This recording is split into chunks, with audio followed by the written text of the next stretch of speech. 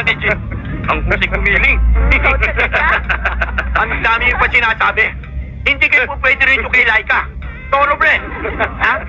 Wala na? Di ba? Ano?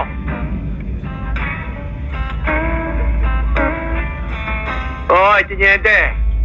Ayop ka. Pinatay niyo si Ayangwa. Tinatad niyo ng bala. Walang kabuhay-buhay. Ano? Pinagtanggol lang namin ang aming sarili, Tiniente. Natiyempong nagsusurvey kami para sa expansion ng binahan. Walang kabog-kabog. Pinaputukan kami. Kung hindi naman kami lumaban eh. Oh, di kami pa napuruan. Hindi humahawak ng baril si Ayangwa. Dapat nga, Tiniente, pasalamatan mo kami. Nailigpitan namin ng kriminal. Nakapatay siya ng tao ko. Maaring makalusot kayo ngayon. Pero tsatsakin ko. Yan ang huli. Yan naman ang hirap sa'yo, Tiniente. Nasayaran lang ng konting basil lalamunan mo ng mga barangani. Kung umarte ka, dahil mo pa isang tunay na kalingga. Kaisa nila ako. Isa akong kalinga. Siya nga pala.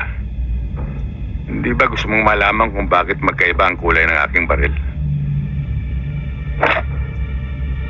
Puti at itim. Itong puti, para sa mga taong walang buti. At itong itim, para sa mga taong may itim ang buto, na katulad mo.